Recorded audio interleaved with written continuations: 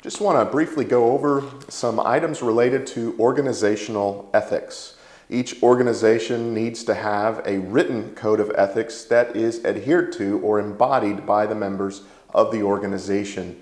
It does no good to have ethics on a piece of paper and then have that piece of paper ignored and not adhered to. So organizational ethics, true ethics that find their way lived out in an organization, are actually beneficial.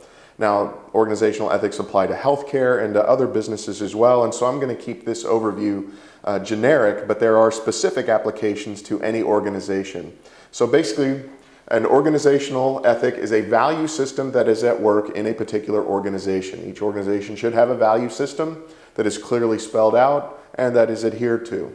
So it needs to be written down, a written code, but it also must be embodied by the members of the organization. They must live it consistently in order for it to truly reflect the ethics of that organization. One test to see what the ethics of an organization is to see how they act. Not what's written, but what they do. What they do will reveal their true ethics, no matter what may be down on a piece of paper. True organizational ethics then is bringing together what's written on the paper and what's embodied in the actions of the members of the organization. We want to begin then with right conduct. Here it is spelled out and lived out what is the proper relationship and conduct between staff members, staff to staff, and also between the staff and those being serviced by the organization. So those that they serve and within. So it's an inward focused right conduct and an outward focused right conduct. So this needs to be spelled out. How is staff to interact with staff, or perhaps not interact? Non-fraternization policies, things like this. And then how is the staff of the organization to interact with those outside, those that they serve, those that they're providing the service to. So any good organizational ethic will include information about the proper conduct, staff to staff, and staff to those they serve. Next, any good organizational ethic will include respect for personal beliefs of those within the organization, and respect for personal beliefs of those outside the organization, those that the organization serves. Here we're talking about religious beliefs, cultural beliefs, psychosocial values, things like this. A recognition that those values exist and ought to be respected. They don't necessarily all have to be incorporated into the organization, but they must be respected. So a respect for personal beliefs, both on staff and those that they serve. Then there ought to be transparency and accountability. I know this sounds counterintuitive, but you want to instill, not only in the written code, but what's embodied as well with those who are part of the organization, a willingness to be transparent, open flow and communication of information. When there are secrets and stoppages in the flow of information, this harms an organization ethically and in other ways in their ability to provide the proper service. So there needs to be proper transparency and flow of information. And at the same time, there needs to be accountability. Trust, but verify. Trust, but verify. So try to promote as much as possible the transparent and free flow of information, and then provide an accountability structure to just quality control check. Is that information still flowing? Is there still transparency? Are there communication blockages, things that are preventing information from flowing the way they should in the organization? And if so, find the source and make the appropriate changes necessary to once again provide the free flow of information. Everyone may say that they sign on to transparency, but without accountability, there's no way to prove that it's taking place. Next, there needs to be adherence to regulations and the best practices. So you're part of an organization, you've thought through, that organization has thought through the regulations governing the type of service that they offer, and here are the best practices involved in providing that service.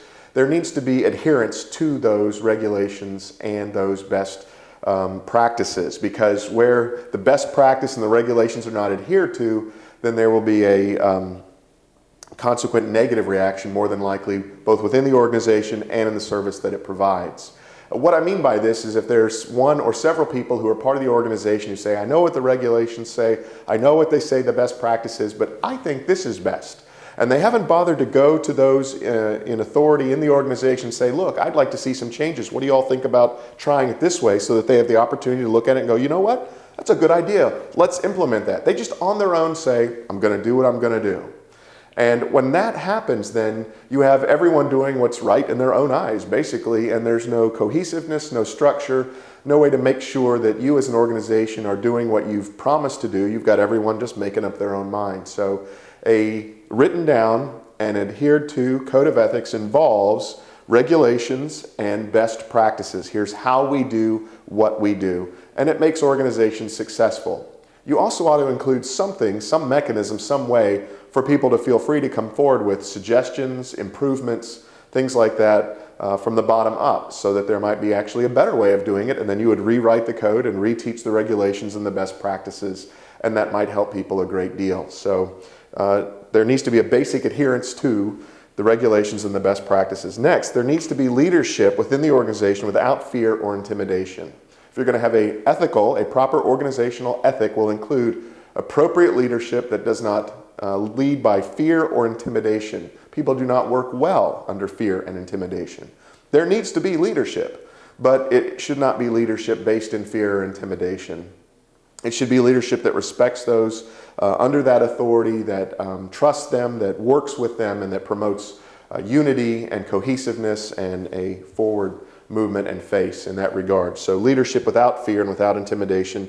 And then it's usually helpful to have some sort of structure, and here I've just called it a guidance committee, but some body that basically, when I say body, I mean not somebody individual, but a body of people that have been put together, and their job is to give guidance when a particularly difficult situation arises. So your organization wants to provide a service and they want to do it ethically, and they have regulations in place and best practices involved, and then suddenly a situation comes up that's not covered by the regulations, isn't covered by the best practices, and people are left wondering what to do. I've got a difficult circumstance here. I've got something that isn't strictly spoken to by what we've been given. What should I do?